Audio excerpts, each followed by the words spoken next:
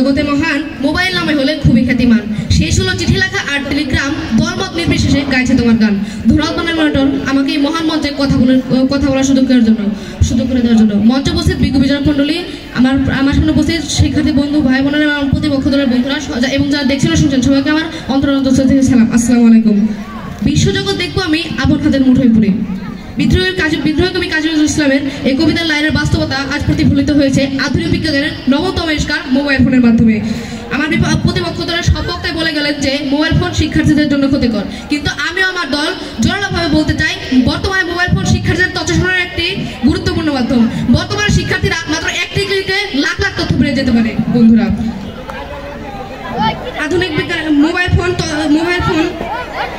যোগাযোগ বিপ্লব ঘটিয়েছে। বর্তমানে শিক্ষার্থীরা সবাই একসঙ্গে যুক্ত হয়ে পড়াশোনার ব্যাপারে আলাপ আলোচনা করছে। তার বিপক্ষরা বন্ধুরা কিভাবে বলছে মোবাইল ফোন শুধু ক্ষতিকারক কাজে ব্যবহৃত হচ্ছে। বর্তমানে ধরুন বিপক্ষ দলের বন্ধু আমার, ধরুন আপনি একদিন স্কুলে যাননি, সেই পড়াটা আপনি আপনার বন্ধুদের কাছ থেকে মোবাইল ফোনের মাধ্যমে চ্যাট বা ভিডিও কলের মাধ্যমে পেয়ে যেতে পারেন, এটা ঘরে বসে বসেই। সম্প্রতি এক গবেষণা দেখা গেছে যে মোবাইল ফোন শিক্ষার্থীদের সুযোগ ও সঙ্গতা বৃদ্ধি করেছে। উৎস educational technology of research and development. অন্য একটি গবেষণা দেখা গেছে যে সামাজিক মাধ্যম ব্যবহারের ফলে বন্ধুত্ব ও সামাজিক সমর্থন বৃদ্ধি পায়। উৎস journal of social and personal relationship.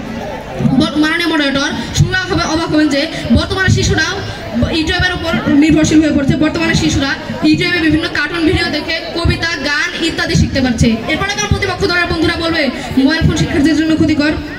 বিজ্ঞ প্রতিপক্ষ, আপনারা বলেছেন মোবাইল ফোন শিক্ষার্থীদের জন্য ক্ষতিকর, তাহলে কি মোবাইল ফোনের মাধ্যমে পাওয়া ডিজিটাল সুবিধা ও অনলাইন কোর্সগুলো শিক্ষার্থীদের জন্য ইতিবাচক নয়? আশা করি উত্তর দিয়ে যাবেন। আজকের বিশ্বে মোবাইল ফোন দক্ষতা একটি গুরুত্বপূর্ণ দক্ষতা। বিজ্ঞ বিচারক মন্ডলী, জানলে অবাক হবেন যে একটি দরিদ্র ঘরের শিক্ষার্থী ফ্রিল্যান্সিং বা ইউটিউবিং এর মাধ্যমে টাকা উপার্জন করে নিজের পড়াশোনার খরচ নিজে বহন করছে। এতে করে দরিদ্র ঘরের বাবা মায়ের উপর পড়াশোনার কোনো চাপই পড়ছে না।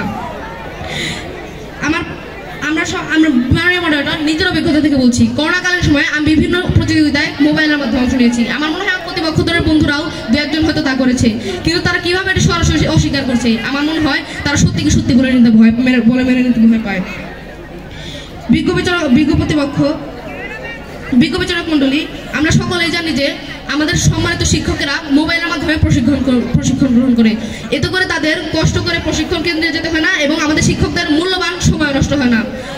এতে করে আমাদের পড়াশোনার গতিও ব্যাহত হয় না। বিজ্ঞ প্রতিপক্ষ, আপনারা যদি মনে করেন মোবাইল ফোন শিক্ষার্থীদের উপর নেতিবাচক চাপ সৃষ্টি করে, তাহলে স্কুল বা কলেজের শিক্ষকদের দ্বারা ডিজিটাল শিক্ষার ব্যবহারের নির্দেশনার কোনো ভূমিকা নেই কি? আশা করি উত্তর দিয়ে যাবেন। মাননীয় মডারেটর, বিখ্যাত লেখকদের বই কিনতে অনেক টাকা পয়সার খরচ হয়, কিন্তু আমরা ঘরে বসে বসে এই মোবাইল ফোনের মাধ্যমে সকল বই পেয়ে যাচ্ছি, তা আবার বিনামূল্যে। তার একটি বাস্তব প্রমাণ হচ্ছে আমরা 2025 সালের সব বই এখনো পাইনি। এর জন্য অনেক শিক্ষার্থী 2025 সালের বই মোবাইলের মাধ্যমে ডাউনলোড করে পড়া শুরু করেছে।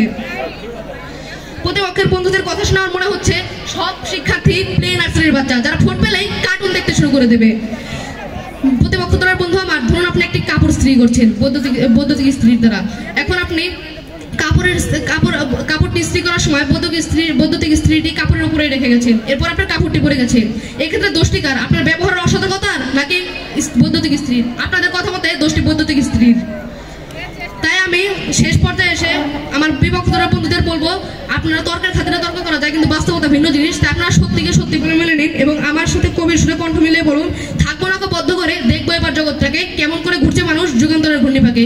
এবং আমি আবার জোরালো কণ্ঠে বলছি, মোবাইল ফোন শিক্ষার্থীদের জন্য ক্ষতিকর নয়, মোবাইল ফোন শিক্ষার্থীদের জন্য আশীর্বাদ।